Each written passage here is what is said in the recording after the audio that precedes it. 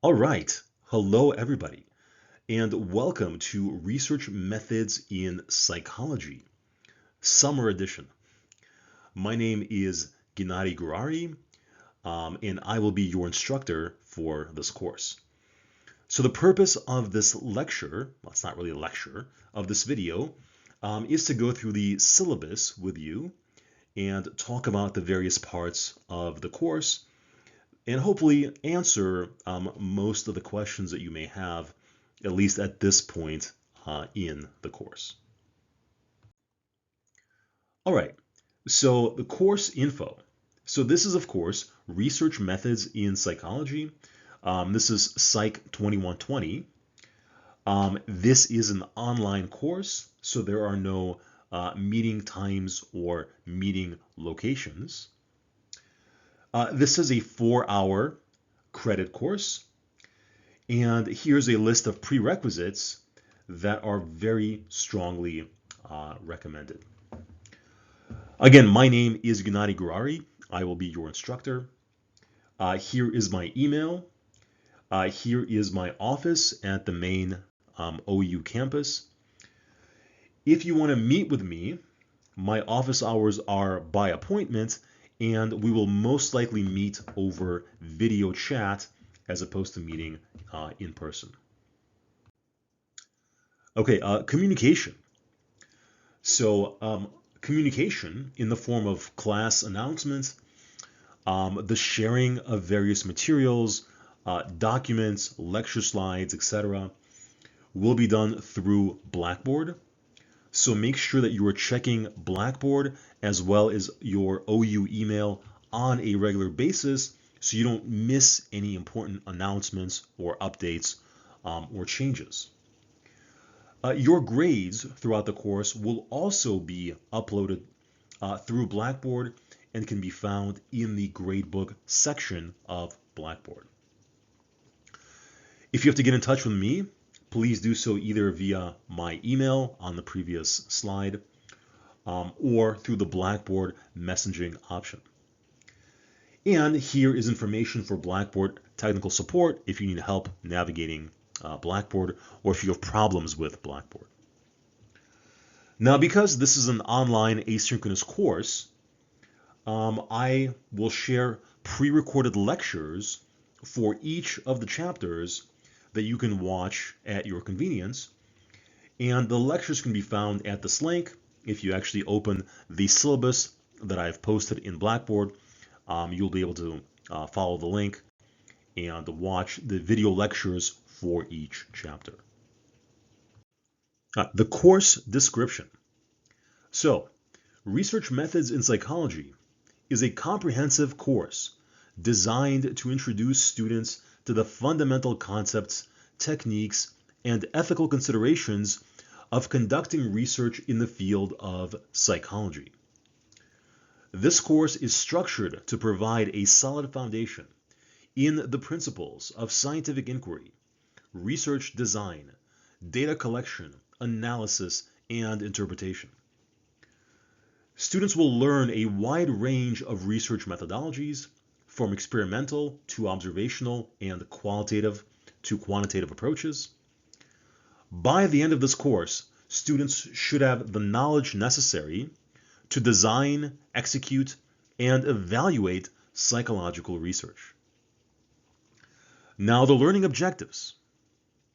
So, by the end of this course, students should be able to describe the basic characteristics of the science of psychology, design and conduct basic studies to address psychological questions using the appropriate research methods, evaluate the appropriateness of conclusions derived from psychological research, explain different research methods used by psychologists, use the APA Ethics Code in the treatment of human and non-human participants in the design, data collection, interpretation, and reporting of psychological research.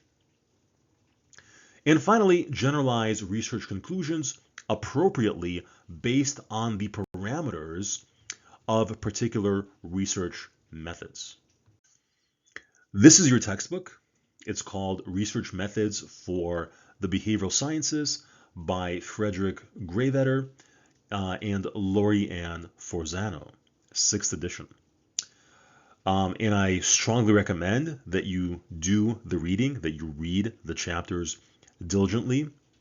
That being said, I will provide lectures on each of the chapters that cover the basics of what you need to know. All right, so grading and evaluation. So your final grade will be based on 3 components, and those are the chapter quizzes, the media article essay, and the poster research proposal and presentation. So let's go over these. I'll give you sort of a brief overview of each one. So first, the chapter quizzes. The plan is to cover 14 chapters out of the 16 that are in the textbook. And for each chapter that we cover, there will be a quiz that you will take online through Blackboard. The quizzes will be multiple choice, 10 questions, 10 points, and they will be open book, open note. You can use whatever materials you want to use. There will be 1 attempt per quiz, and you will have 30 minutes for 10 questions. Okay, and that's 140 points, so a substantial chunk of your grade, almost half of your grade. Next, you have an essay. This is the media article essay. And here's what you're going to do. So you're going to find an article in the media, the popular media, the popular press, some website, an article that describes a specific study in psychology. So maybe you go to like the CNN science section, NBC science section. There are lots of these outlets online that describe different scientific studies. So then you're going to track down the original peer-reviewed study that the media article is based on. So you have the media article and you have the original peer-reviewed study. Then you're going to read both of them carefully, and you're going to write an essay critically evaluating the quality and the competence of the media article. So first you're going to summarize the study, and then you're going to talk about how well does this media article capture what was actually done in the study. Was there exaggeration? Was there hyperbole?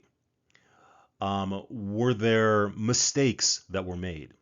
Were the findings correctly reported? What was omitted from the media article? Were the methods correctly described? Were the conclusions correctly described, etc.? Okay, so how well does the media article convey the important ideas in the original peer-reviewed study? And there's another document right now on Blackboard that gives you more specific details about exactly what I'm looking for. For this essay, this is kind of a bird's eye overview. Okay, excuse me.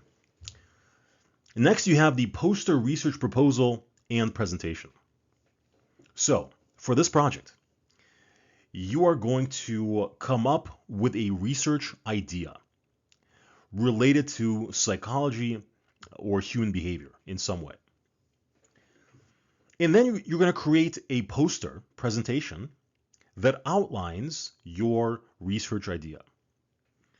So you're going to have an introduction section in which you discuss the relevant research related to your idea and state the hypothesis that you're hoping to test.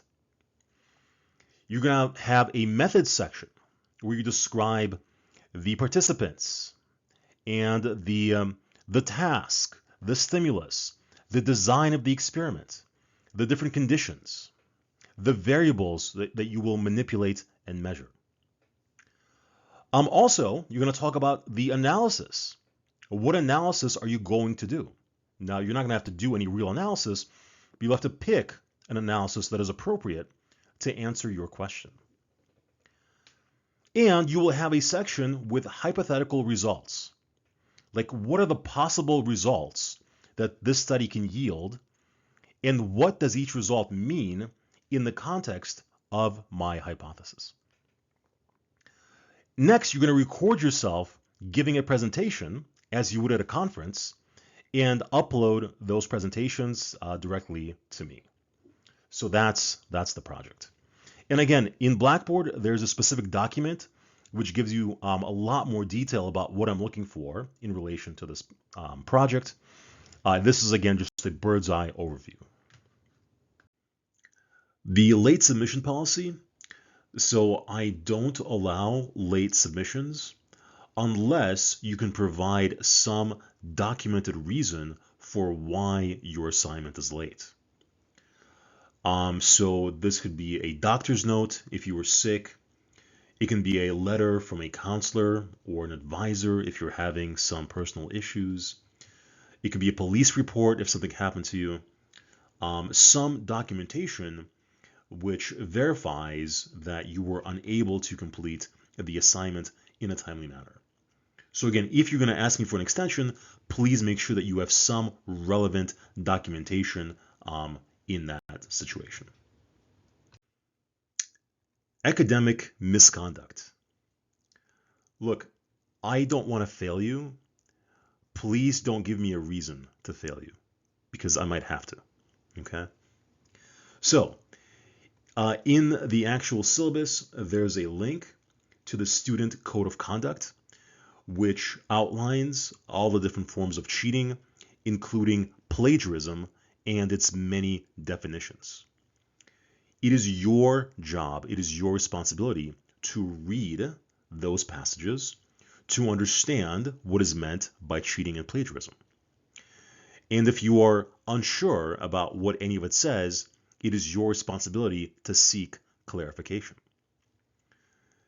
Because if you get caught plagiarizing something and you say, I didn't know that was plagiarism, it's not going to matter.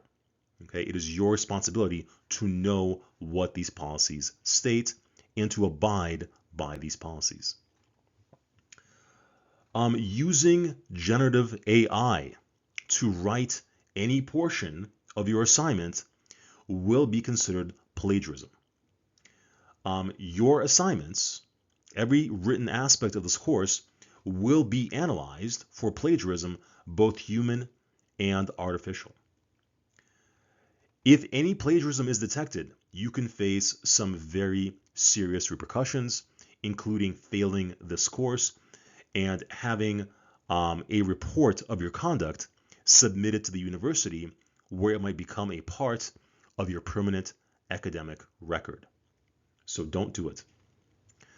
And also, don't use any apps or any programs that make any changes to the wording of your sentence or the structure of your sentence, that fill things in.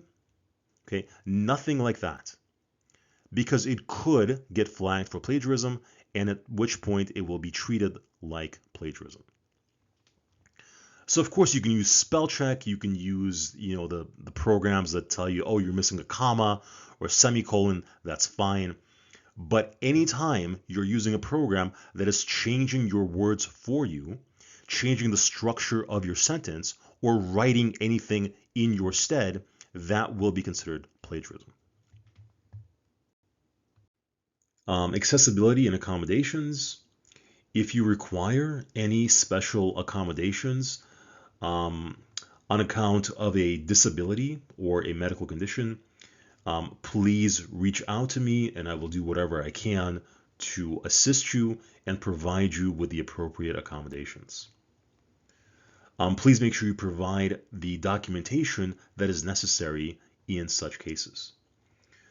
And if you need to register as a student with a disability, there's a link in the syllabus for the accessibility services where you can register. Resources. Your grade is important, but so is your well-being as a sentient human. And so if you are struggling with any number of issues in your personal life, there are resources at the university that may be able to assist you. So in the syllabus, you will find a number of links to such resources. For example, the Counseling and Psychological Services at OU, the LGBT Center, Survivor Advocacy for Violence or Assault, the Academic Achievement Center for tutoring, writing, and writing assistance, the Student Accessibility Services, which I've mentioned in a previous slide, the Psychology Advising and Resource Center, and a link to other resources as well. So please, at the very least, be familiar with the resources that are available to OU students. Okay, just a few more sections here. One is the course changes. So I reserve the right to make changes to the course syllabus, the topics, the due dates, anything else at my discretion if I believe that it will benefit the course and the students. And look, I don't anticipate making changes, but if I do, I will make sure to notify you in advance and do so in a way that's fair to everybody. Okay, and the second topic here on the slide is recommendation for success. I mean, look, this is a 4-credit hour course condensed into 7 weeks, okay? So we're going to have a lot of material stuffed into a very short time window. So if you want to succeed, if you want to do well, you're going to have to work. You can't slack. You can't fall behind. It's going to be very difficult to catch up if you do. We have 14 quizzes. We have 14 chapters. We have an essay, and we have a poster presentation. And so I recommend you begin working on those projects, the essay and the poster, as soon as the class begins. And as you learn more material relevant to those assignments, you can expand on those assignments and projects. But if you procrastinate, if you wait till the deadline to turn those in, it's going to be difficult. You're going to have a lot of problems. So again, you chose to take a summer course, and here we are. So there's a lot of material crammed into a short time window, and please be aware of that. Please make sure you work diligently and don't procrastinate. Okay, so this is the tentative schedule for the course. So we have 14 chapters that hopefully we can cover. Here are the chapters and the topics and the weeks at which we'll cover those chapters.